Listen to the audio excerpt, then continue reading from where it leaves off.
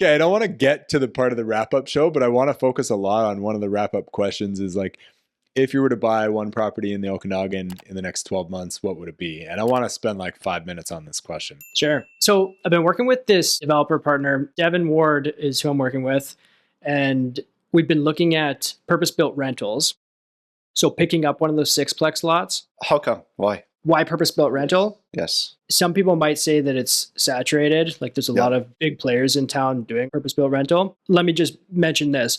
There's developer incentives for rentals right now. So this is where my question is leading. Because of the favorable financing, because of the developer incentives, like there is a lot of people doing purpose-built rentals and just waves like, property taxes. Is it because the government is basically telling people to go do the purpose-built rentals? Yeah, I mean, that is a factor for sure.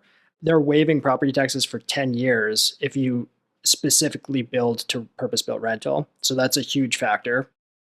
And then if you use CMHC financing and secure a 50-year AM loan, it outperforms a build to sell model. You're holding on to it and watching this product appreciate over 10 years, and then you sell that asset to a REIT or real estate investment group. So that would be the first product I would look at buying is these sixplex lots. No. A lot easier than building a multi-unit, like an apartment building or multi-phased townhouses, because these lots are ready to go. You can knock down a single family house and get started tomorrow. Do you have like a minimum size requirement for that? 23 meters wide is the minimum Okay. to ensure that you have enough parking. Like off the top of my head, like those lots are pretty much in Rutland. Rutland, there's a couple in the hospital area. Okay. We got a whole spreadsheet of all the lots that work in Kelowna. Did you guys just go on like the GIS mapping system and basically, Yeah. There should be like AI that would just pick those out, no? That would be pretty sweet. Yeah. It would for sure help. I've done this too. Because before, when the RU7s came out, it had to be 15.24 meters wide. Yeah. Right? So I had a list of every RU7 lot in Kelowna that was 15.24. And then I went and knocked on all the doors. Right? So you can, it's the same thing as he's doing right now for that. Yeah. So, but yeah, an AI, if I knew how to even do basic shit on my computer, would be perfect for that. That's above me. Yeah. If you could create an AI plugin for City of Kelowna map viewer, that'd be pretty cool. I bet you something's in the works. I bet you it's got to be. There's companies that City already of know. Kelowna probably has the data on it. Those properties that he's talking about are pretty rare, right? There's not 10,000 properties that are 24 meters wide, right? So like you have just only so many. It doesn't take that long to figure it out. Totally. There aren't a lot that can support the sixplex. Yeah. And then like you look at the ones on there, some of them are going to be tear downs, which are perfect for you, but some of them are going to be like fallen houses, which make no sense to buy, to tear down. So like it's pretty easy to narrow down the list. Yeah. Right? Yeah. Yeah. Even when we did our list. Yeah. Then you get out, start door knocking, and you realize that it's that baller house. Yeah. And they're going to want way too much for it. This doesn't make sense. Yeah, or there's a carriage house already on it or stuff like that. Would you start looking at buying two side-by-side lots that would equal the same needed distance and then... Yeah, totally. I also had thought about that. I don't know if you'd be able to make the numbers run well. You'd have to be strategic in the way you develop that. But basically, you're buying two lots and you're only putting a threeplex on each in that scenario. Well, I was thinking you could redevelop and put a sixplex. Yeah, so 3 per lot. So from a realtor perspective, like you have 2 lots, and then as soon as they know the neighbor one's selling, they're going to want land assembly value. Oh, man. So like... You drive down Gordon, I feel like every single house is a land assembly. Totally. Like from a homeowner perspective, why would you not, when you can sell your house on the market, get 1.1, or you put it in a land assembly, sell with your neighbor and get like 1.6, even if it takes 2 years. Oh, you're telling me I can get 1.6 if I'm... For this thing? No.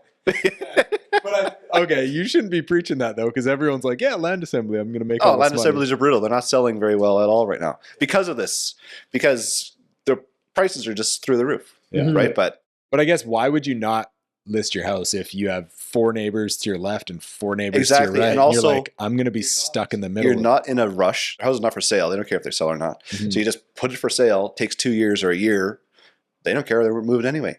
And then you bring them a check for $500,000 more than they would get on the market. Like, why not? This is why there's like a million land assemblies for sale right now in Kelowna. And there's not that many people buying them. Yeah. What's the logic there? Like, they increase the value because you can build something denser. Basically, you just increase the density, right? So like instead of building a sixplex, you get 3 together. Now you can build 72 units, right? So like the cost per square foot, like per unit, it goes way down, right? From your experience, who's buying that stuff? Right Nobody. now, not that many people, but like it's small-time developers. So I think there was a stat, and I'm going to butcher this a little bit, but it'll be close.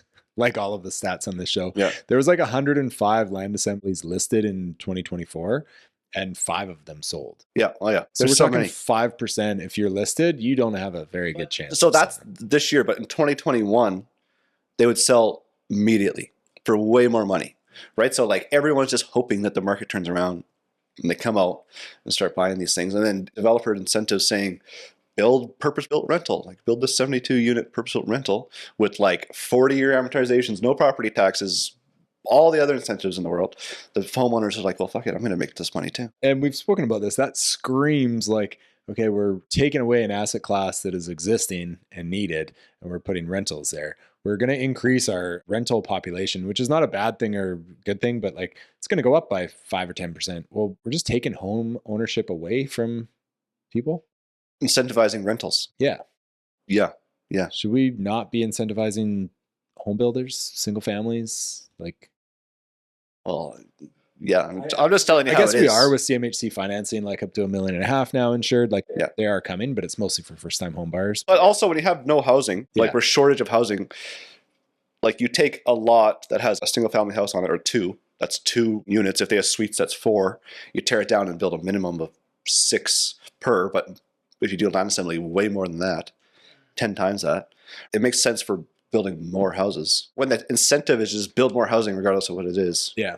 this is the best way to do it, right? I just think that's what's happening right now. It bears in mind, like, what is affordable housing anymore? Like, what does that look like from somebody looking to get into the market and buy something? You know, most people still can't afford a $1.5 million house, which is probably what the average new home is going for right now. On the low end, on the lowest end. Yeah. So you're looking at townhouses now. Yeah. Which is what the incentives are, whether you're rental or not. That's what the city is shooting for. But is a list price of $700,000-800,000, is that still achievable for people? Yeah. Yeah. I don't know. It is.